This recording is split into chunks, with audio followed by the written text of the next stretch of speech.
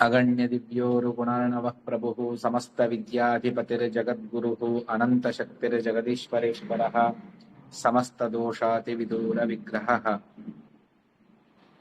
नरसिंहोऽखिलाज्ञानमतध्वान्त दिवाकरः जयत्यमित सज्ञान सुखशक्तिपयोनिधिः कान्ताय कल्याण गुणैकधाम्ने नवद्युनाथ प्रतिमप्रभाय नारायणायाखिलकारणाय श्रीप्राणनाथाय नमस्करोमि।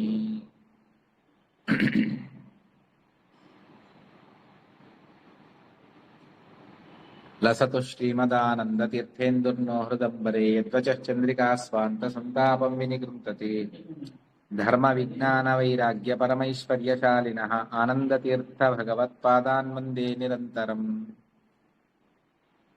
नमोऽस्तु तात्विका देवाः विष्णुभक्तिपरायणाः धर्ममार्गे प्रेरयन्तु भवन्तः सर्व एव हि।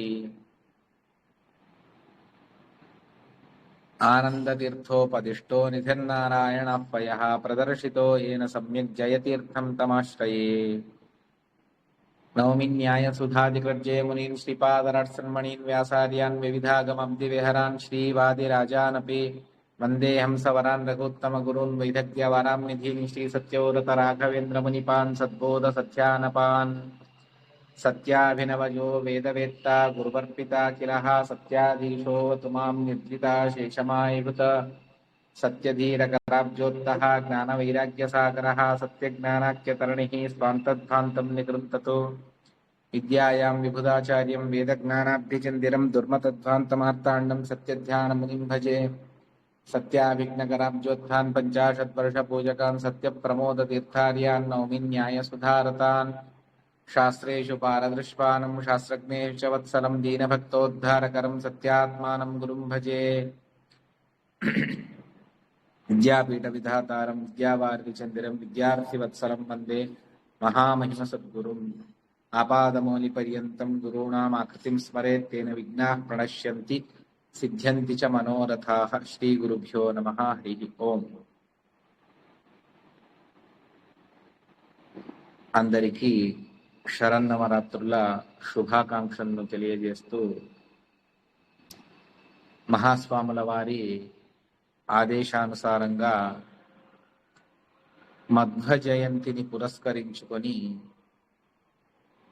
మన మతాచార్యులు త్రైలోక్యాచార్యులు అయినటువంటి మధ్వాచార్యుల వారి గురించి కొన్ని విషయాలను మనం తెలుసుకోవాలి.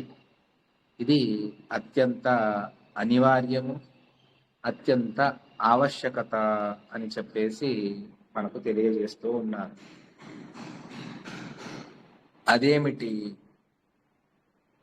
అంటే, ఎటువంటిది ఆచార్యుల వారి చరిత్ర, దాన్ని ఎవరు తెలుసుకుంటారు అన్నటువంటి దాన్ని మనం అర్థం చేసుకుంటే మనం కూడా దాన్ని తెలుసుకోవాలి అన్నటువంటి ప్రయత్నాన్ని మనం కూడా చేసుకోవచ్చు.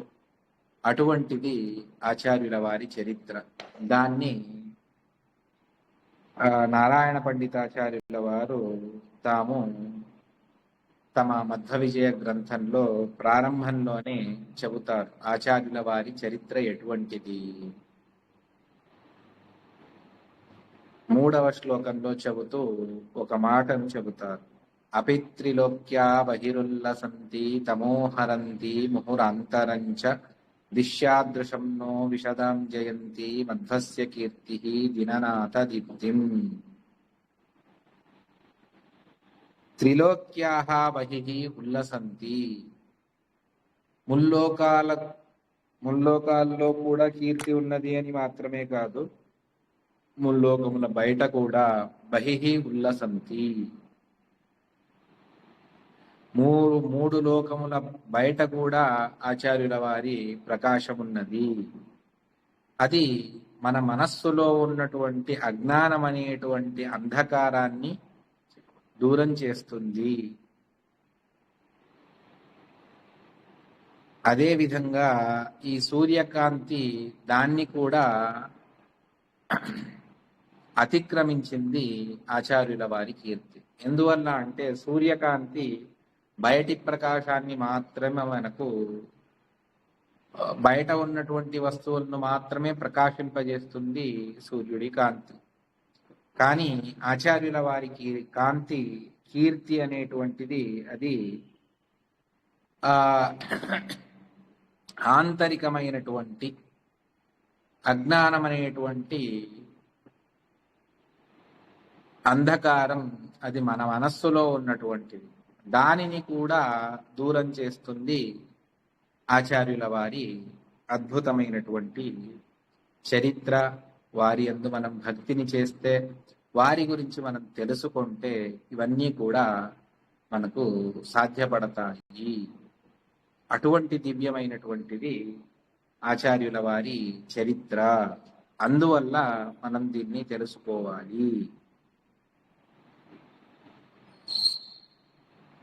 దీన్ని ఆచార్యుల వారి చరిత్రను ప్రధానంగా మనకు తెలియపరిచింది నారాయణ పండితాచార్యుల వారు, వారి యొక్క మధ్వ విజయం. రెండవది అంటే ఋషికేశ తీర్థుల వారి సంప్రదాయ పద్ధతిలో కొన్ని విషయాలను వారు మనకు తెలియపరిచారు. అది కాకుండా కొన్ని పురాణాల్లో కూడా వచ్చి ఉన్నది. ముఖ్యంగా ఈ వాయుదేవుల వారి చరిత్ర ఇది వేదముల్లో చెప్పబడినటువంటి దాన్ని ఆచార్యుల వారే స్వయంగా మనకు చెబుతారు. ఏమని అనంటే, తాం మంత్రవర్ణై అనువర్ణనీయాం శర్వేంద్రపూర్వైరపి వక్తుకామే సంక్షిప్నువాక్యే మయి మందబుద్ధౌ సంతో గుణాఢ్యా కరుణాం క్రియాసు అని. అంటే మంత్రవర్ణములు అంటే వేదములు, వేదముల యందు వీరి యొక్క చరిత్రను, అర్థాత్ వీరి గురించి చెప్పాలి అంటే సాక్షాత్తు వేదములు, దానికి సంబంధించినటువంటి అర్థాత్ వేదానుసారి వేదముల్లో ఉన్నటువంటి ప్రమేయాలను స్పష్టంగా తెలియపరిచేటువంటి మహాభారతం కానివ్వండి, అదేవిధంగా పంచరాత్రములు, నానా విధమైనటువంటి పురాణములన్నీ కూడాను ఈ మాటలను మనకు చెబుతాయి. శర్వేంద్ర పూర్వైరపి వక్తుకామే, సాక్షాత్తు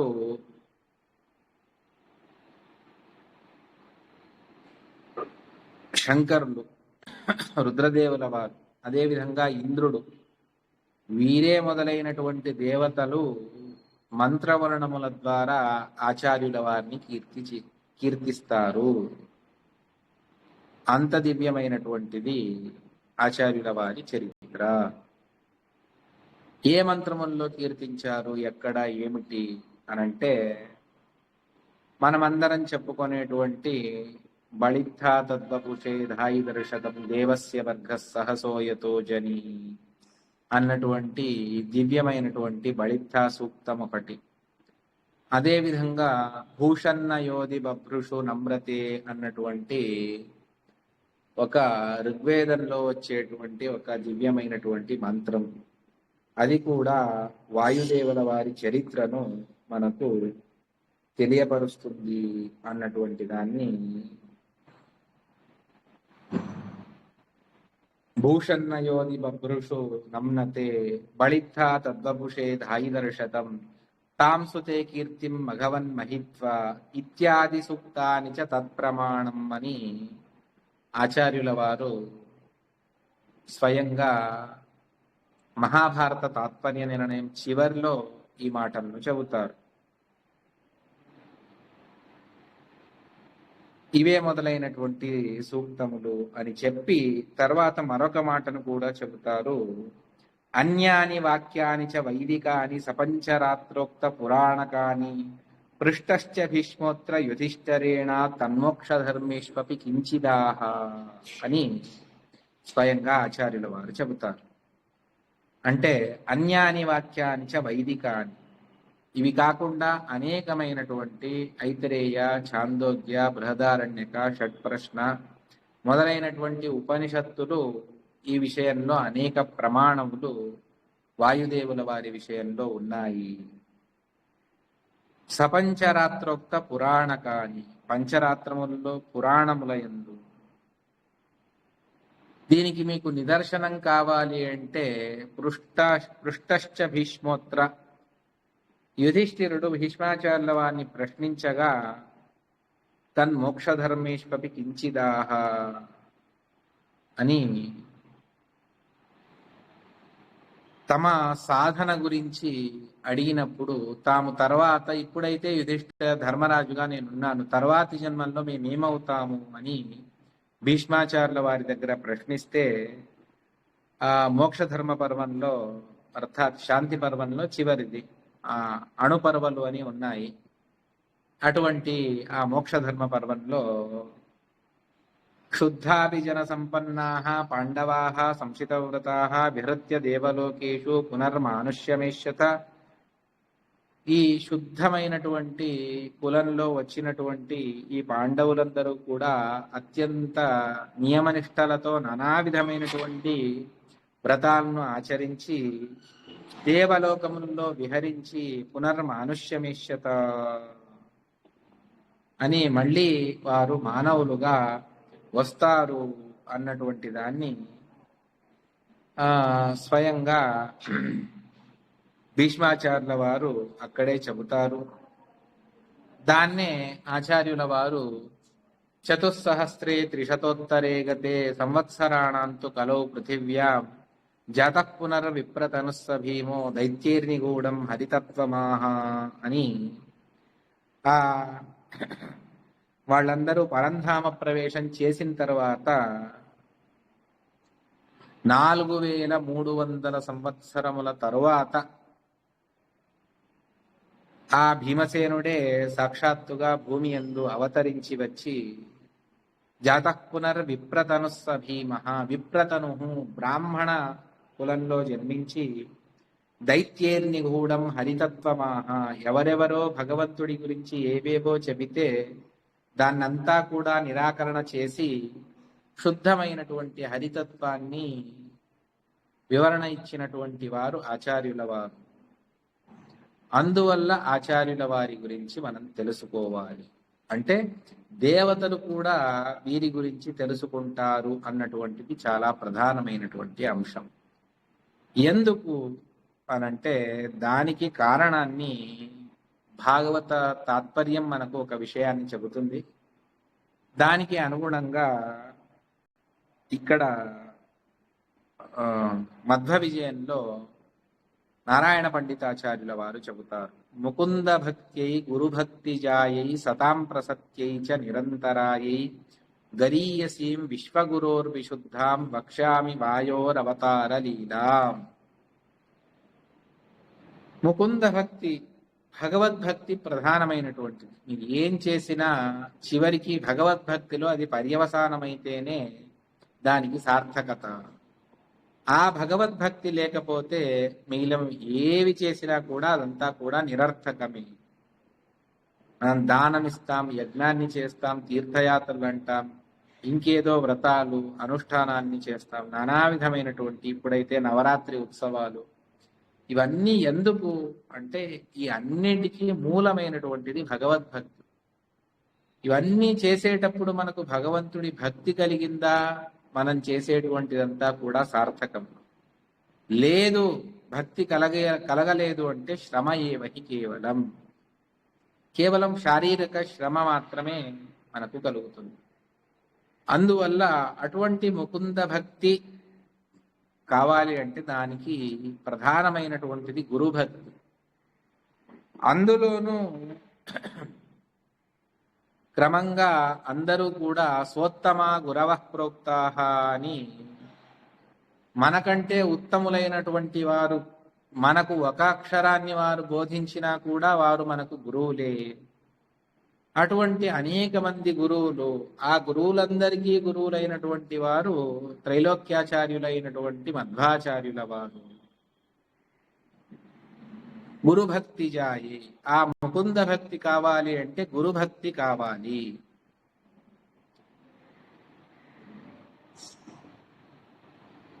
మరి ఈ గురుభక్తి రావాలి, మధ్వాచార్యుల యందు వారి యందు భక్తి రావాలి అంటే వారి మాహాత్మ్య జ్ఞానం ఎటువంటిది అని మనం తెలుసుకోవాలి. ఆ మాహాత్మ్య జ్ఞానం మనకు తెలిస్తే, వారి యొక్క మహిమలు ఎన్నున్నాయి అని తెలిస్తే అప్పుడు ఓహో అటువంటి గురువుల గురించా నేను తెలుసుకొనింది అని వారి యందు స్నేహం కలుగుతుంది. ఈ మహాత్మ్య జ్ఞానపూర్వకమైనటువంటి స్నేహమే భక్తి. అటువంటి భక్తి గురువుల యందు చేస్తూ వెళ్ళగా వారు మనకు హరిభక్తిని ప్రసాదిస్తారు. అటువంటి హరిభక్తి మనకు కలిగితే అది నిజమైనటువంటి, అర్థాత్ అది మోక్షోపయోగ్యమైనటువంటిది. దాన్ని సంపాదించడానికే సర్వ ప్రయత్నాలు. సర్వం భక్త్యర్థముద్దిష్టం భక్తిర్ మోక్షాయ కేవల అని ఆచార్యుల వారు ఉపనిషత్ భాష్యంలో చెబుతారు. సర్వం భక్త్యర్థముద్దిష్టం, ఈ తాత్పర్య నిర్ణయంలో కూడా ఆచార్యుల వారు చెప్పారు. సర్వస్వం మనం ఏ ఏ సాధనలు అని చేస్తూ ఉన్నామో అన్ని సాధనలు కూడా భక్తి కొరకు. ఆ భక్తి అది మోక్షం కొరకు అని చెబుతారు. అటువంటి భక్తి వాయుదేవుల వారి యందు రావాలి అంటే వారి యొక్క జీవోత్తమత్వాన్ని మనం తెలుసుకోవాలి. సర్వ జీవోత్తమత్వాన్ని మనం తెలుసుకోవాలి. అది తెలుసుకుంటే వారు దానివల్ల భగవంతుడు ప్రీతుడవుతాడు అని చెప్పేసి ఏకాదశ స్కంద భాగవత తాత్పర్యంలో ఆచార్య వారు ప్రమాణాన్ని మనకు చెబుతారు. సర్వదేవోత్తమో వాయురితి జ్ఞానాత్ నచాపరం ప్రియమస్తి హరే.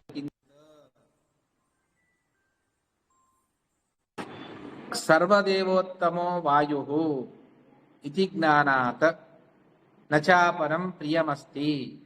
భగవంతుడికి చాలా కావలసినటువంటిది ఏది అంటే తన జ్ఞానము తన భక్తి అంతా ఒకవైపు. మిగిలిన దేవతల యందు ఎవరిని ప్రధానంగా మనం ఆరాధించాలి అని అనుకుంటే భగవంతుడు చెప్తాడు వాయుదేవుల వారిని సర్వజీవోత్తములు అని తెలుసుకోవడం ఏదైతే ఉన్నదో దానికంటే భగవంతుడికి ప్రీతికరమైనటువంటిది మరొకటి లేదు అని చెబుతారు. సర్వదేవోత్తమో, సకల దేవతల కంటే వాయుదేవుల వారు ఉత్తములు అన్నటువంటి జ్ఞానం ఏదైతే ఉందో దానికంటే నచ అపరం కించిత్, దానికంటే వేరే ఇంకేదీ లేదు. దేనికి హరేహే ప్రియమస్తి, భగవంతుడికి ప్రీతికరమైనటువంటిది సకల దేవోత్తములు సకల జీవోత్తములు వాయుదేవుల వారు అని తెలుసుకోవడం అత్యంత ప్రధానమైనటువంటి తత్వం. మరి వాయుదేవుల వారికి తథా వాయో హరేర్విద, భగవంతుడి సర్వోత్తమత్వాన్ని తెలుసుకుంటే వారికి వాయుదేవుల వారు అనుగ్రహిస్తారు. అంటే భగవంతుడి సర్వోత్తమత్వాన్ని తెలుసుకుంటే వాయుదేవుల వారు అనుగ్రహించినట్టు వాయుదేవుల వారి జీవోత్తమత్వాన్ని తెలుసుకుంటే భగవంతుడు అనుగ్రహిస్తాడు. అందువల్లనే మనం అంటూ ఉంటాం కానీ దాని యొక్క మూలం ఎక్కడుంది అని మనకు తెలియదు. హరి సర్వోత్తమ వాయు జీవోత్తమ, హరి సర్వోత్తమ వాయు జీవోత్తమ. ఎందుకు ఇది? హరి సర్వోత్తముడే లేదని కాదు, వాయుదేవుల వారు జీవోత్తముడే. ఇది చాలా ప్రధానమైనటువంటి తత్వము. ఈ హరి సర్వోత్తమత్వ జ్ఞానం ఉంటే వాయుదేవుల వారు మనల్ని అనుగ్రహిస్తారు. ఈ జీవోత్తమత్వ జ్ఞానం ఉంటే భగవంతుడు మనల్ని అనుగ్రహిస్తాడు అన్నటువంటిది ఇది ప్రధానమైనటువంటి సిద్ధాంతం. అందువల్ల హరి సర్వోత్తమ వాయు జీవోత్తమ అన్నటువంటిది మన మధ్వశాస్త్రంలో అందరూ కూడా పలికేటువంటి ఒక స్లోగన్, ప్రధానమైనటువంటి వాక్యం ఇది. అదేవిధంగా భారతీ వాయు లక్ష్మీణాం ఆత్మనశ్చ యథాక్రమం ఆదిత్య జ్ఞానతో విష్ణు సర్వత సంప్రసీదతి అని అదే భాగవత తాత్పర్యంలోనే ఆచార్యుల వారు మాహాత్మ్యం అన్నటువంటి గ్రంథాన్ని ప్రమాణంగా ఉదాహరణ చేస్తూ మరొక వాక్యాన్ని చెబుతారు. అదేమిటి అంటే భారతి, ముఖ్య ప్రాణుడి పత్ని అయినటువంటి భారతీదేవి, వాయుదేవుల వారు, లక్ష్మీదేవి, అదేవిధంగా భగవంతుడు, వీరిని యథాక్రమంగా తారతమ్యానుసారంగా వీరి జ్ఞానాన్ని యథాక్రమం ఆధిక్య జ్ఞానత, ఎంత ఎంత అధికంగా శాస్త్రముల ద్వారా వారి యొక్క జ్ఞానాన్ని చేసుకుంటారో విష్ణు సర్వత సంప్రసీదతి, భగవంతుడు వారిని పరిపూర్ణంగా అనుగ్రహిస్తాడు. అందువల్ల మనకు హరి సర్వోత్తమ జ్ఞానం, వాయు జీవోత్తమత్వ జ్ఞానం ఇది చాలా ప్రధానమైనటువంటి సిద్ధాంతం. అది ఉంటే మిగిలిందంతా కూడా సిద్ధిస్తుంది. అందువల్ల మనం ఈ తత్వాలను మనం అవశ్యంగా తెలుసుకోవాలి. దాన్ని చెప్తూ ఉన్నారు. ముకుంద భక్త్యై గురుభక్తి జాయై సతాం ప్రసక్త్యై చ నిరంతరాయై. వీరు గురువులు ఎవరికి అంటే దాన్ని గరీయసీం విశ్వగురోర్ విశుద్ధ, విశ్వానికి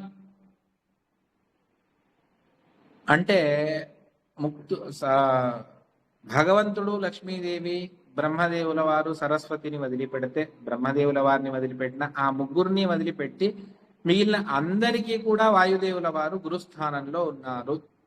వాయుదేవుల వారు వేద మంత్రాలను, మహాభారతాన్నో లేకపోతే పంచరాత్రములను, పురాణములను ప్రవచనం చేస్తూ ఉంటే స్వయంగా భారతీదేవి, సరస్వతీదేవి పుస్తకాన్ని పట్టుకొని ఎదురుగా కూర్చొని వారు చెప్పేటువంటి తత్వాలను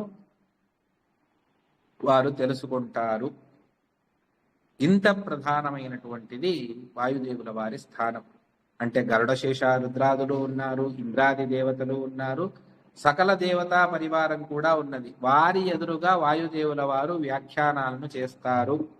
సకల వేద మంత్రములను, సకల శాస్త్రములను వారికి ఉపదేశం చేస్తారు. ఇది వాయుదేవుల వారి యొక్క అద్వితీయమైనటువంటిది తత్వము. దీని యొక్క ఉదాహరణను అక్కడక్కడ మనకు ఆచార్యుల వారే చూపిస్తారు. ఎక్కడ అంటే రాజసూయ యాగ సందర్భంలో, అదేవిధంగా అశ్వమేధ యాగ సందర్భంలో అక్కడ అనేకమైనటువంటి విషయాలు చర్చలకు వస్తే భీమసేన దేవుల వారు నిలబడి తత్వాన్ని నిర్ణయం చేసేవారు.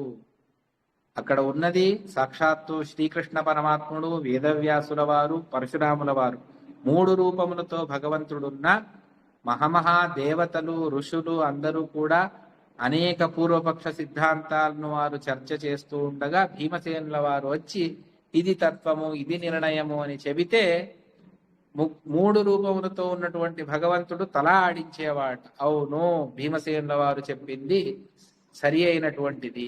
తత్ర సర్వ జగదేక సంగమే తత్వ నిర్ణయ కథా బభూవిరే ప్రశ్నికోత్ర పరిపూర్ణ చిద్ఘనో వ్యాసయేవ భగవాన్ బభూవః అని చెబుతారు. ఆ విధంగా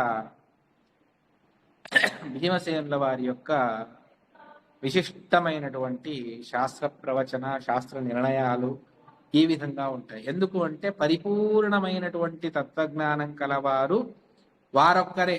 వారు తప్ప మిగిలిన వారెవరికి కూడా ఇంత పరిపూర్ణత లేదు శాస్త్రతత్వముల విషయముల యందు.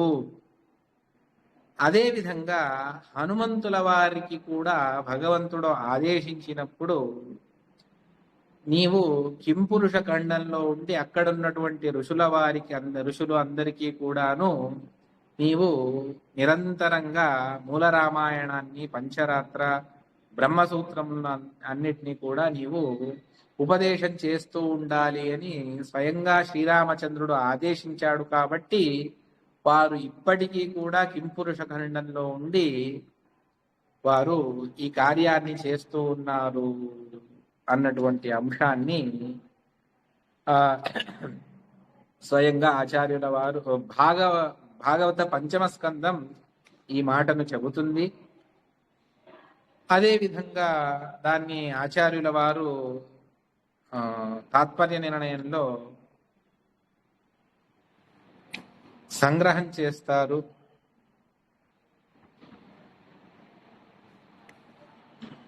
ఇక్కడ కూడా ఆ మాటను చెబుతారు. స్వానందహేతౌ భజతాం జనానామగ్నః సదా రామ కథాసుధాయాం అసావిదానీంచ నిషేవమాణో రామం పతిం కిం పురుషే కిలాస్తే అని కింపురుష ఖండంలో ఇప్పటికీ కూడా ఉండి వారు తత్వాన్ని ఉపదేశం చేస్తూ ఉన్నారు. ఎందుకు అంటే ఈ తత్వోపదేశమే చాలా ప్రధానమైనటువంటి కార్యం. మిగిలిన సాధనలన్నీ కూడా ఒక ఎత్తు అయితే శిష్యులకు పాఠ ప్రవచనం చేయడం దానికంటే ఉత్తమమైనటువంటి సాధన వేరొకటి లేదు. తత్వాలను యథార్థంగా శాస్త్రం ఏ విధంగా నిరూపణ చేసింది, వారి వారి యోగ్యతానుసారంగా వారు అవశ్యంగా పాఠ ప్రవచనాలను చెయ్యాలి అన్నటువంటిది మన సిద్ధాంతంలో అతి ప్రధానంగా ఆచార్యుల వారు తంత్రసారంలో ఈ మాటలను చాలా అద్భుతంగా చెబుతారు. వ్యాఖ్య ఏకస్య శతోత్తర అని మిగిలిన అన్ని ప్రాణాయామ మొదలైనటువంటివన్నీ కూడా సాధనలు ఉన్నాయి. దానికంటే అత్యద్భుతమైనటువంటిది కేవలం కేవలం కేవలం శాస్త్రాలను శిష్యులకు ఉపదేశం చేయడం చాలా ప్రధానమైనటువంటిది. అందువల్ల వాయుదేవుల వారు ఆ విధంగా చేస్తూ ఉన్నారు. ఇది ఎవరు చేస్తారో వారే గురువులు. అజ్ఞానాన్ని దూరం చేసి తత్వజ్ఞానాన్ని ప్రసాదించేటువంటి వారిలో ప్రధానమైనటువంటిది గురువుల పాత్ర. మరి ఈ గురువులు ఆనంద తీర్థుల వారు ఎటువంటి గురువులు అంటే విశ్వగురువులు. గరీయసీం విశ్వగురోహ విశుద్ధాం వక్ష్యామి వాయోరవతార లీలా అని వాయుదేవుల వారి యొక్క అవతార లీలను నేను వర్ణిస్తాను అని చెప్పేసి ప్రతిజ్ఞ చేసి చెబుతూ ఉన్నారు. అటువంటి విశ్వగురువుల యొక్క అద్భుతమైనటువంటి చరిత్రను సంగ్రహం చేస్తూ ఉన్నాను. వారిని మరి మీరెలా వర్ణించగలరు అంటే దానికే చెప్పారు, తాం మంత్రవర్ణైన అనువర్ణనీయ అని చెప్పేసి స్వయం వేద మంత్రములు వారిని వర్ణిస్తాయి. అటువంటి వారిని నేను ఎలా వర్ణించగలను, కానీ వర్ణించకుండా ఉండలేను కాబట్టి నేను చెప్తూ ఉన్నాను అని చెప్పేసి ఈ మాటలను చెబుతారు. అందులో ఒక విష్ణోపదే పరమే మధ్వ ఉత్సాహ విద్వాన్ మధ్వ ఉజ్జ భారత్ దృశే కృమి మొదలైనటువంటివన్నీ కూడా వేద మంత్రాలు ఉన్నాయి. తాం సుతే కీర్తిం మఘవన్ మహిత్వా అన్నటువంటిది ఒక మంత్రము అని చెప్పేసి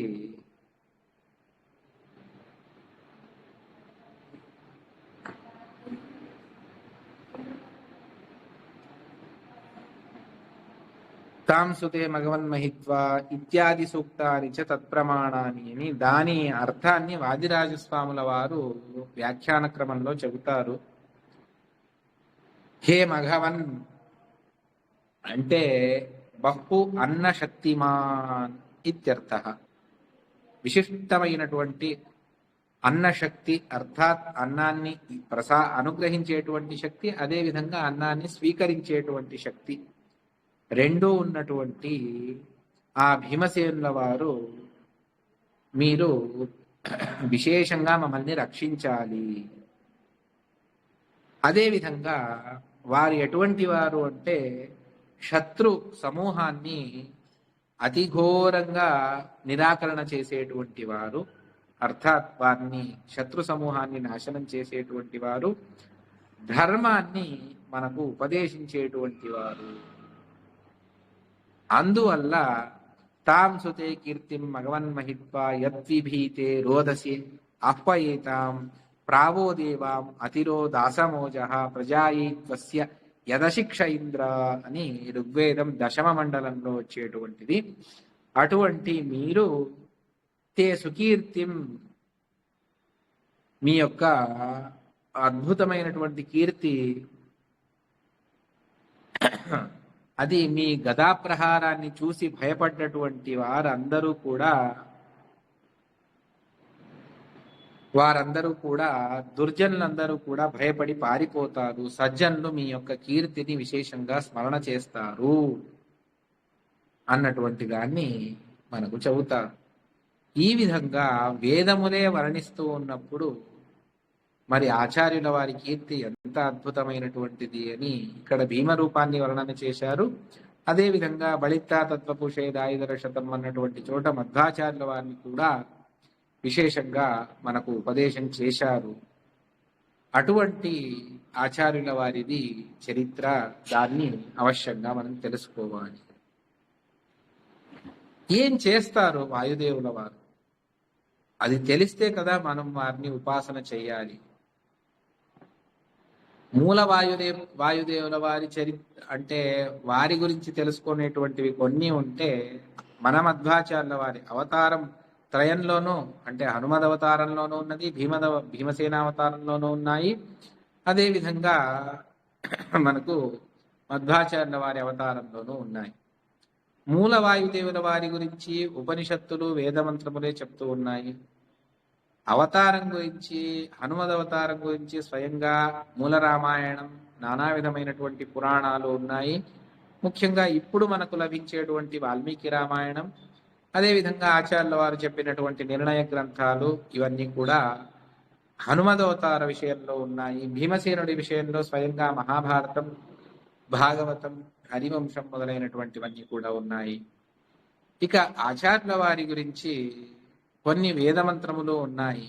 విశేషంగా మనకు ఆచార్యుల వారి చరిత్ర చెప్పినటువంటిది నారాయణ పండితాచార్యుల వారు. ఈ విధంగా మనం మూల వాయుదేవుల వారి గురించి తెలుసుకోవాలి. అదేవిధంగా అవతారం గురించి కూడా తెలుసుకోవాలి. రెండూ ప్రధానమైనటువంటిదే. అందువల్లనే నారాయణ పండితాచార్యుల వారు చెప్పేటప్పుడు ముకుంద భక్త్యై గురుభక్తి జాయై సతాం ప్రసత్యై చ నిరంతరాయై గరీయస్యం విశ్వగురోర్విశుద్ధాం వక్ష్యామి వాయో అవతార లీలామని చెబుతాను. అంటే వాయుదేవుల వారి చరిత్రను చెబుతాను, ముఖ్యంగా అవతార లీలల్ని నేను చెబుతూ వెళతాను అని చెప్పి హనుమద్ అవతారం గురించి, అదేవిధంగా భీమసేన అవతారం గురించి సంక్షేపంగా చెప్పి, ప్రధానంగా వాయుదేవుల వారి మూడవ అవతారమైనటువంటి మధ్వాచార్యుల వారి గురించి చెప్పడానికి విశేషంగా ఈ మధ్వ విజయ గ్రంథం, సుమధ్వ విజయం, మధ్వ విజయ గ్రంథం ఇది ప్రవృత్తమవుతూ ఉన్నది. సరే, వాయుదేవుల వారు ఏం చేస్తారు అంటే దాన్ని ఉపనిషత్తులన్నీ చాలా అద్భుతంగా చెబుతాయి. ఉచ్చావచాయేన సమస్త చేష్టాః కిం తత్ర చిత్రం చరితం నివేద్యం కింతోత్తమ శ్లోక శిఖామణీనాం మనోవిశుద్ధ్యై చరితానువాదః. ఈ లోకంలో అతి చిన్న పని, అతి కఠినమైనటువంటి పని, అన్నింటినీ చేసేటువంటి వారు వాయుదేవుల వారు.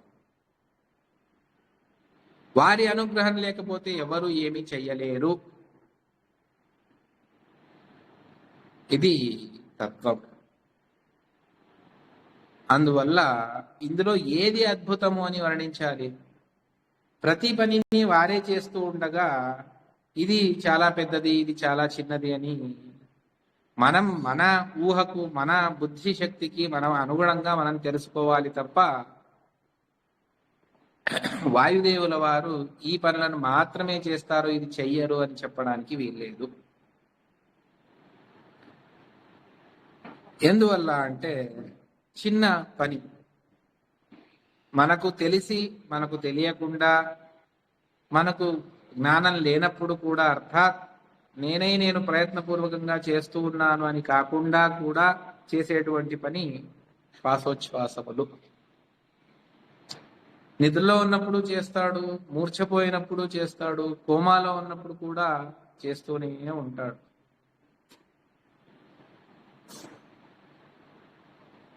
జాగ్రత్త అవస్థలో ఇది నేను చేస్తూ ఉన్నాను అని అనుకోవచ్చు, కానీ జాగ్రత్త అవస్థ కాకుండా స్వప్నావస్థలో, సుషుప్తి అవస్థలో కూడా ఈ పక్కన పాము వచ్చినా, పెద్ద ఏదో క్రూర మృగం వచ్చినా కూడా మనకు తెలియదు. కానీ శ్వాసోచ్ఛ్వాసం మాత్రం జరుగుతూ ఉంటుంది. అది ఎలా జరుగుతుంది? నిరంతరంగా తల్లి గర్భం నుండి బయటికి వచ్చిన తర్వాత చివరి క్షణం వరకు కూడా శ్వాసోచ్ఛ్వాసం జరుగుతూనే ఉంటుంది. అది జరగకపోతే ఎంత సమస్య అన్నటువంటిది కరోనా టైంలో అందరూ తెలుసుకున్నారు. ఆక్సిజన్ సిలిండర్లు అని చెప్పేసి నానా తాపత్రయాలు పడి లక్షల్లో ఖర్చులు పెట్టుకొని చేసుకున్నారు. అది అనాయాసంగా వాయుదేవుల వారు పుట్టినప్పటి నుంచి 40 సంవత్సరాలు, 60 సంవత్సరాలు, 70 సంవత్సరాలు, 80యో 90యో అన్ని సంవత్సరాల వరకు ప్రతి ఒక్క క్షణం వదిలిపెట్టకుండా చేయిస్తూ ఉన్నారు కదా. ఎన్ని లక్షలు ఇస్తే వారి రుణం మీరు తీర్చుకోగలరు చెప్పండి. అనాయాసంగా శ్వాసోచ్ఛ్వాసాలను చేయిస్తూ ఉన్నటువంటి వారు, దాని సంఖ్యను కూడా శాస్త్రం చెబుతుంది. ప్రతిరోజు 21,600 చేస్తారు. ఇది వారికి హంస మంత్రము అని. దీన్ని తంత్రసార సంగ్రహంలో ఆచార్యుల వారు దాని గురించి చెబుతారు. ప్రతిరోజు సూర్యోదయం నుండి మరుసటి రోజు సూర్యోదయం వరకు 24 గంటల్లో 21,600 సార్లు హంస మంత్రాన్ని జపించి ఆ సూర్యాంతర్గత నారాయణుడికి సూర్యోదయ సందర్భంలో ప్రతి ఒక్క జీవి యందు ఉండి వారు చేసినటువంటి దాన్ని సమర్పణ చేస్తారు వాయుదేవుల వారు. ఇది ఒక్క శ్వాసోచ్ఛ్వాసకు సంబంధించింది. వాయుదేవుల వారు మనలో ఉండి చేసేటువంటి క్రియ. ఇక శక్తి లేకపోతే ప్రాణశక్తి, అది ఒక విచిత్రమైనటువంటిది. దాని గురించి చాలా విషయాలు ఉన్నాయి శాస్త్రంలో తెలుసుకునేటువంటివి. శ్వాసాన్ని నిరోధించుకొని ఎంతవరకు ఉండగలవు? అది లేకపోతే లేనే లేదు అన్నంతగా మనకు శ్వాసోచ్ఛ్వాసములు అనివార్యము. దాన్ని చేయించేటువంటి వారు వాయుదేవుల వారు. మీరు పడుకున్నా, మీకు స్పృహ లేకపోయినా, ఏం లేకపోయినా మీలో ఉండి చేయిస్తూనే ఉంటారు. భగవదాజ్ఞను పరిపాలన చేస్తూ ప్రతి ఒక్క జీవుడి యందు ఉండి 21,600 మంత్రాలను వారు జపం చేస్తూనే ఉంటారు. అది మనకు శ్వాసోచ్ఛ్వాసం మనిషి బ్రతకడానికి కావలసినటువంటిది, ముఖ్యమైనటువంటిది. ఇటువంటి మంత్రాలను సకల అంటే శాస్త్రముల్లో భగవంతుడి ద్వారా ఉపదేశాన్ని పొందినటువంటి మంత్రాలను వారు అనేకంగా చేస్తూ ఉన్నారు అన్నటువంటి దాన్ని కూడా మనకు చెబుతారు. సంసిద్ధ సప్తకోటి మహామంత్రాణం అంటే 7 కోట్ల మహామంత్రములను ప్రతిరోజు వారు జపిస్తారు. అది సంసిద్ధమైనటువంటిది. సర్వదా సర్వ వైష్ణవ మంత్ర జాపకానాం అన్నటువంటిది మరొకటి. జప ప్రసక్తి వచ్చింది కాబట్టి దీన్ని చెప్తూ ఉన్నాను. ఈ విధంగా ప్రతి ఒక్క జీవరాశి జీవుడి యందు ఉండి మానవుల శరీరంలో ఉండి 21,600 మంత్రాలను వారు జపం చేస్తేనే మనం బ్రతకగలం. ఇవాళ పడుకోండి, మరుసటి రోజు తెల్లవారింది లేయాలి అని జాగ్రత్త అవస్థకు వస్తాం, స్వప్నావస్థకు, సుషుప్తి అవస్థకు. జాగ్రత్త అవస్థలో అన్నీ నేనే అన్నటువంటి భ్రమలోనే ఉండిపోతాం. ఇది ప్రతిరోజు వాయుదేవుల వారు ఇలా చేయిస్తారు మనలో ఉండి అన్నటువంటి దాన్ని స్మరణ చేసుకోవాలి. దాన్ని భగవంతుడికి సమర్పణ చేయాలి అన్నటువంటి దాన్ని హంసమంత్ర వ్యాఖ్యానంలో ఆచార్యుల వారు చెబుతారు. తత్వజ్ఞాన ప్రదాయక, ఇది తత్వజ్ఞానానికి ఒక ముఖ్యమైనటువంటి కారణం అని కూడా చెబుతారు. అంత దివ్యమైనటువంటిది వాయుదేవుల వారి ఉపకారం. మరొకటి, వాయుదేవుల వారు మనలో ఉంటే ఎంత ప్రయోజనం, మనలో వారు మన నుండి వెళ్ళిపోతే ఏమిటి మన పరిస్థితి అన్నటువంటి దాన్ని కూడా తెలుసుకోవాలి. అంటేనే వారి యొక్క మహత్వం తెలుస్తుంది.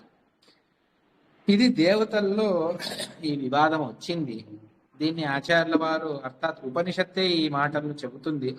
అదేవిధంగా తాత్పర్య నిర్ణయంలో కూడా ఆచార్యుల వారు దీని గురించి చెప్పారు. బ్రహ్మదేవుల వారి శరీరాన్ని నిమిత్తంగా చేసుకుని దేవతలందరూ కూడా ఒక పరీక్షను పెట్టుకుంటారు. భగవంతుడి ఆదేశానుసారంగా ఒక్కొక్క ఇంద్రియాభిమాని దేవత బ్రహ్మదేవుల వారి శరీరం నుండి బయటికి వెళ్ళిపోతూ ఉంటే ఆ అవయవం మాత్రమే, ఆ ఇంద్రియం మాత్రమే పని చేయకుండా ఉంటుంది. కళ్ళలోంచి పోతే కళ్ళు పనిచేయవు, నాసికంలోండి వెళ్ళిపోతే, కళ్ళలోండి సూర్యుడు వెళ్ళిపోతే చక్షురభిమాని సూర్యుడు, అతడు వెళ్ళిపోతే కళ్ళు కనిపించవు. ఘ్రాణేంద్రియాభిమాని అశ్విని దేవతలు, వాళ్ళు వెళ్ళిపోతే వాసన తెలియదు. ఈ విధంగా ఒక్కొక్క ఇంద్రియముల ద్వారా పంచ జ్ఞానేంద్రియములు, పంచ కర్మేంద్రియములు, పాదముల నుండి జయంతుడు వెళ్ళిపోతే పాదములు అంటే నిలబడలేకపోతున్నాడు, కింద పడిపోతున్నాడు. ఇంత అయినా కూడా నేల మీద శరీరం ఉన్నది కానీ ప్రాణం మాత్రం ఉన్నది. దేవతలందరూ కూడా వారి వారి స్థానాల నుండి వారు వెళ్ళిపోయారు.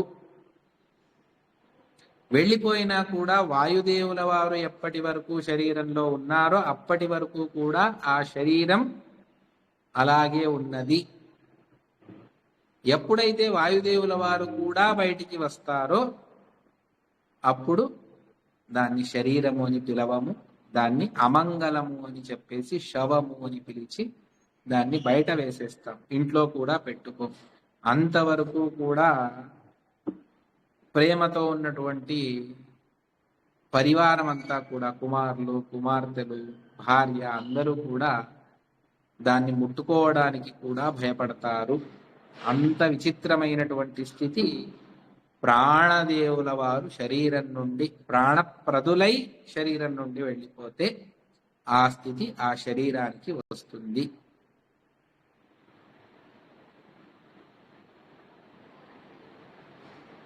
సరే, ప్రాణదేవుల వారు బయటికి వచ్చిన తర్వాత మేము ఆ శరీరాన్ని మళ్ళీ నిలబెడతాము అని చెప్పేసి దేవతలందరూ కూడా ప్రయత్నం చేసిన ఆ అభిమాని దేవతలు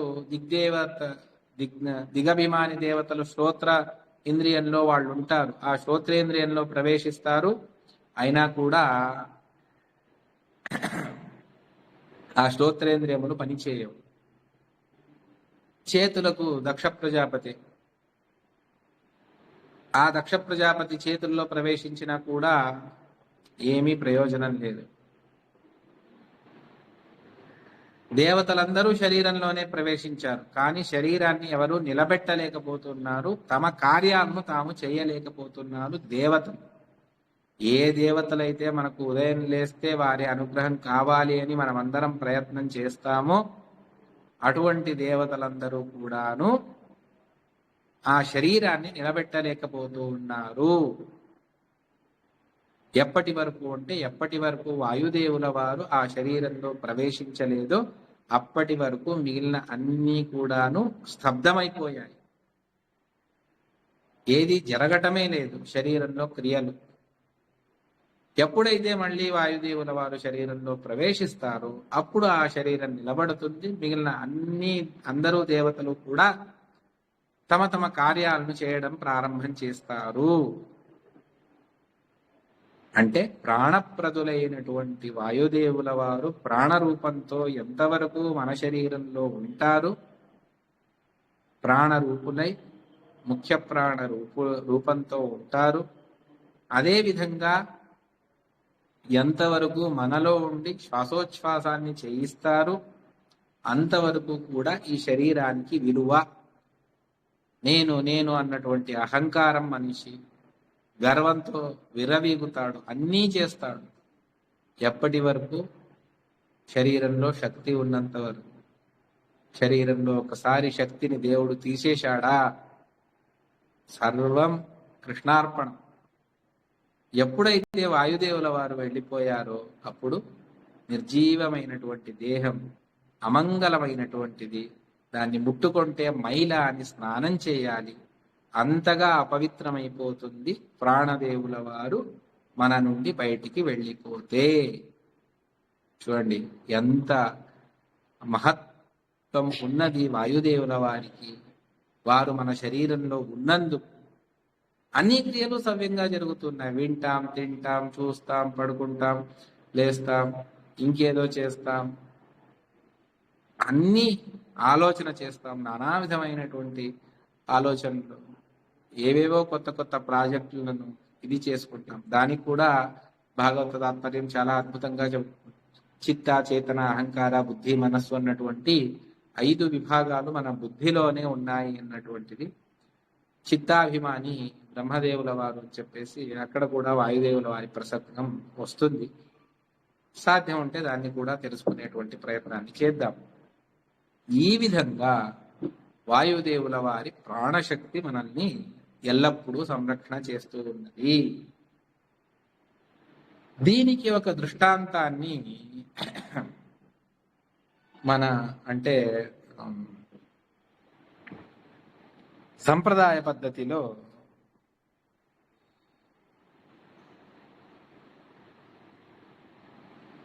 ఒక అద్భుతమైనటువంటి దృష్టాంతాన్ని మనం చూడవచ్చు. అదేమిటి అంటే, ఒకసారి మధ్వాచార్యుల వారికి వారి తండ్రి అడుగుతారు. అందరూ పిల్లల్ని తమ తండ్రులు అడుగుతారు కదా, పెద్ద అయిన తర్వాత నువ్వేం చేస్తావు, ఏం చేస్తావు. అదేవిధంగా వాసుదేవ చాలా చిన్నవాడు, ఉపనయనమైంది 8-10 సంవత్సరాలు, ఇంకా 8-9 సంవత్సరాలు. అప్పుడు అడుగుతారు, ఏం చేస్తావు నువ్వు భవిష్యత్తులో, ఏమవ్వాలి అని అనుకుంటున్నావు. తండ్రి గారి ఆలోచన ఏమి, పెద్ద పండితుడిని అవుతాను, అదవుతాను, ఇదవుతాను, ఏదో చెప్తాడు నా కుమారుడు అని ఆయన దృష్టిలో ఆయన పరిధి ఎంత ఉంది అంత ఆలోచించాడు. అప్పుడు ఆ వాసుదేవుడు తాను చెబుతాడు, శ్రీమద్ వైష్ణవ మాతనోమి సుమతం తాతేతి పుత్రోదిత. వైష్ణవ మతాన్ని మళ్ళీ నేను స్థాపన చేస్తాను అని చెబుతాడు. మధ్యగేహ భట్టుల వారు షాక్ అయిపోతారు, పిడుగుపడ్డట్టు అవుతుంది వారికి, ఆశ్చర్యం కలుగుతుంది. తర్వాత తేరుకొని అంటారు, విప్రస్మాహ యదా త్వదీయ కరగా యష్టీరు హేచ్చేదిదం. అప్పుడు నవ్వుతారు. నవ్వి వాసుదేవుడు చేతిలో ఒక కర్ర పట్టుకున్నాడు. ఇంటి ముందరో వెనకలో నిలబడి కుమారుడికి తండ్రికి సంవాదం జరుగుతూ ఉన్నది. చేతిలో ఒక కర్ర పట్టుకొని ఆటలాడుకుంటూ ఉన్నాడు వాసుదేవుడు. అప్పుడు తండ్రి అంటారు, మధ్యగేహ భట్టుల వారు, నీ చేతిలో ఉన్నటువంటి కర్ర ఏమైనా చిగురిస్తే నీవు అనుకున్నది నువ్వు సాధిస్తావు. ఎండిపోయినటువంటి కర్ర చిగురించడం అంటే ఏమిటి మాటల, ఎవరికి సాధ్యపడినటువంటిది.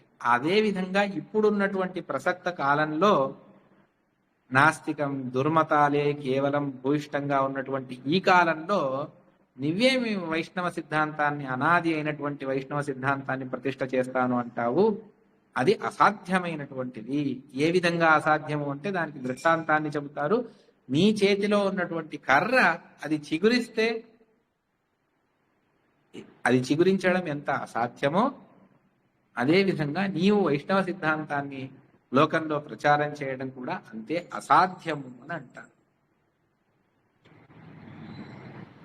చూడండి, బయటి వారు కాదు, ఇంట్లో వాళ్ళ ద్వారానే మధ్వాచార్యుల వారికి వైష్ణవ సిద్ధాంత విషయంలో ఈ సమస్య వచ్చింది.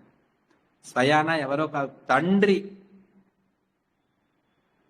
అంటే మనం ఆలోచించవచ్చు, ఆచార్యుల వారి కాలంలో వైష్ణవ సిద్ధాంతానికి, ఈ ప్రధానమైనటువంటి సిద్ధాంతానికి ఎన్ని అవరోధాలు కలిగాయి. తండ్రి ఈ మాట అన్న వెంటనే, స్యాదిష్టం ఖల పూర్ణకాల ఇది తత్కాలేవ టూర్ణీరసాం యష్టిన్యస్య మృదాం చ ఏ కిల జగత్ ప్రాణప్రదో జీవయత. అప్పటికప్పుడు కాస్త మన్ను తీసి ఆ కొమ్మను, ఆ చేతిలో ఉన్నటువంటి కర్ర, ఎండిపోయినటువంటి కర్ర, దాన్ని పెట్టి దానికి కాస్త నీళ్లు వేసి దాన్ని పట్టుకుంటే స్వయం ప్రాణప్రదుడు, ఎంతమందికో ప్రాణాన్ని ఇచ్చినటువంటి వారు, అశేష జీవకోటికి ప్రాణప్రదుడైనటువంటి ఆ వాయుదేవుల వారు మధ్వాచార్యుల వారిగా, వాసుదేవుడిగా అవతరించినప్పుడు దాన్ని పట్టుకుంటే అప్పటికప్పుడు అది చిగురిస్తుంది.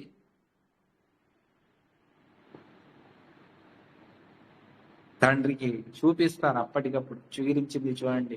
నేను కూడా ఇలాగే వైష్ణవ సిద్ధాంతాన్ని, అంటే నానా విధమైనటువంటి దుర్మతముల ద్వారా సజ్జనుల మనస్సు నుండి దూరమైనటువంటి ఈ అనాది అయినటువంటి శుద్ధమైనటువంటి తత్వజ్ఞానాన్ని, విష్ణు సర్వోత్తమత్వాన్ని, వాయు జీవోత్తమత్వాన్ని, సకల దేవతా తారతమ్యాన్ని చెప్పేటువంటి మూల వేదేతిహాసముల శాస్త్రమర్మాలను నేను జనులకు ఉపదేశం చేసి ఈ భారతదేశంలో అద్భుతమైనటువంటి సిద్ధాంతాన్ని నేను ప్రతిష్ఠ చేస్తాను అని తండ్రికి అప్పటికప్పుడు చూపించినటువంటి మహానుభావులు వాసుదేవుడు, మధ్వాచార్యుల వారి పూర్వాశ్రమ రూపం.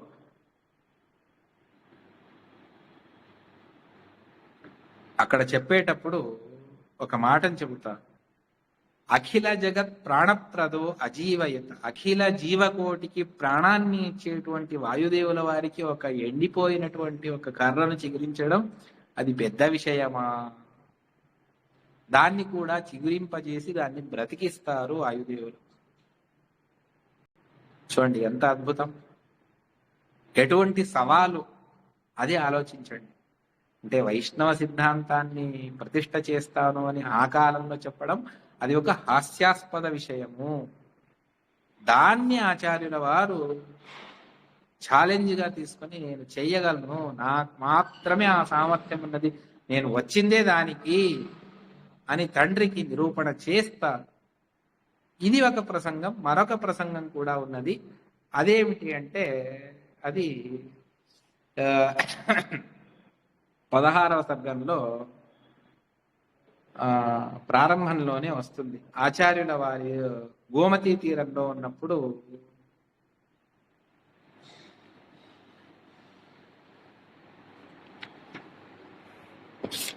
అప్పుడు ఒక రాజు గోమత్యాస్తడని కడిచ్చకీర్తి చంద్రం విశ్వగ్నం క్షితిపతిరంత్యవర్ణ జన్మ విద్వేష్టా శృతి గుణ సాధకం శృతీనాం వాచాలో వచనమువాచ వాగ్మివర్యం ఉన్మత్త ప్రలపితవన్న తద్ధిమానం యద్వాక్యం వ్యభిచరతి క్వచిత్ ఫలిత్ర దృష్టాంతో భవతి తద ప్రమాణతాయాం సర్వేషాం శృతివచసాంచ సర్వతేతి.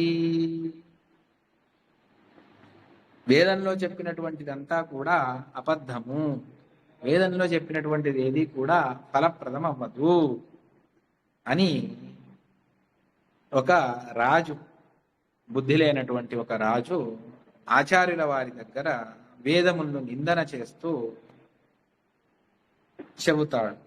చెబితే ఆచార్యుల వారు దానికి యోగ్యమైనటువంటి అధికారి ఉంటే వేదోక్తం ఫలమలం అప్యతేధికారా, దానికి వాడంటాడు అటువంటి అధికారి అంటే అది ఖర విషాణం వలె లోకంలో ఎక్కడా అటువంటి అధికారినే లేడు.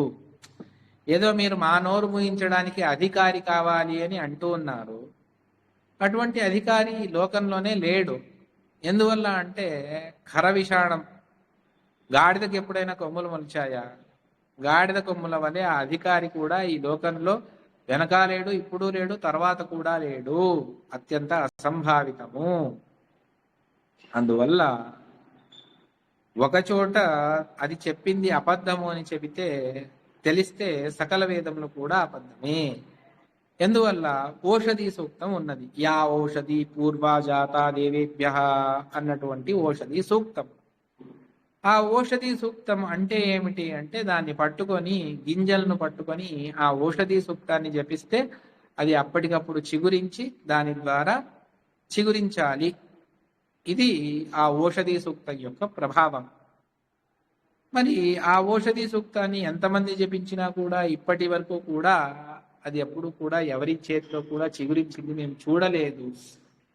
అంటే ఆచార్యుల వారు అప్పటికప్పుడు ఆ ఆక్షేపాన్ని నిరాకరణ చేస్తూ, నువ్వు చెప్పింది తప్పు, వేదోక్తమైనటువంటి అధికారాన్ని పొందాలి అంటే యోగ్యమైనటువంటి అధికారి ఉంటే వేదం సకల అభిష్టాలను తాను చెప్పినటువంటి దాన్ని దేన్ని లేదనకుండా వేదం ఇచ్చేటువంటి సామర్థ్యం వేదానికి ఉంది, దాన్ని పొందేటువంటి సామర్థ్యం మీకు లేదు అని చెప్పి ఆక్షేపం తమసహమాన ఉచ్యమాన సత్యోసౌ నిజకర పల్లవద్వయేన ఆదాయ వ్యతనుత బీజమోషధీనాం సూక్తేనాం కులదల పుష్ప బీజ సృష్టిం.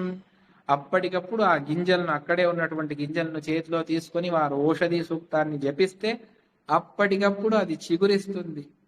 మొలక రావడం, అందరూ కూడా చిగురించడం, మొలకెత్తడం, అప్పుడే పుష్ప బీజ ఫల అన్నిటినీ కూడా ఆచార్యుల వారు ఆ ఓషధి సూక్తాన్ని జపిస్తూ తమ చేతిలోనే, మన్ను లేదు, నీరు లేదు, ఏమీ లేదు, భూమిలో నాటాలి, ఇన్ని రోజుల తర్వాత మొలకెత్తుంది, అవేమీ లేదు, ఏ ఫర్టిలైజర్స్ లేవు, ఏ ఎరువులు, సేంద్రియ ఎరువులు లేవు, కేవలం మంత్రంతో ఆచార్యుల వారు దాన్ని చేసి చూపించి నేను యోగ్యమైనటువంటి అధికారి, వేదం సరి అయినటువంటి ఫలాన్ని ఇస్తుంది, నీవే గాడిదవు అని దృష్టాంతపూర్వకంగా వాటిని చూపించి ఆ రాజు, ఉన్మత్తుడైనటువంటి రాజుకు చూపించి శిష్యులందరికీ, అక్కడ ఉన్నటువంటి సజ్జనులందరికీ కూడా వేదం మీద ఇంకా విశేషమైనటువంటి గౌరవాన్ని కలిగించి ఆచార్యుల వారు ముందుకు వస్తారు.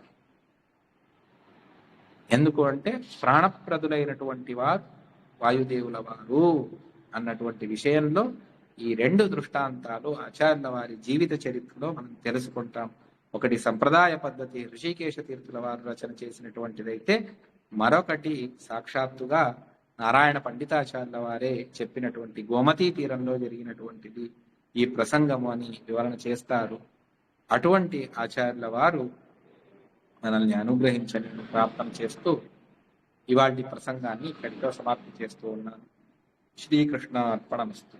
కాయేన వాచా మనసా ఇంద్రియైర్వా బుద్ధ్యాత్మనా మానసృత స్వభావం కరోమి యద్యత్ సకలం పరస్మై నారాయణాయేతి సమర్పయామి. శ్రీకృష్ణార్పణమస్తు. హరయే నమః. హరియే నమ. నమస్కారం ఆచార్య. నమస్కారం.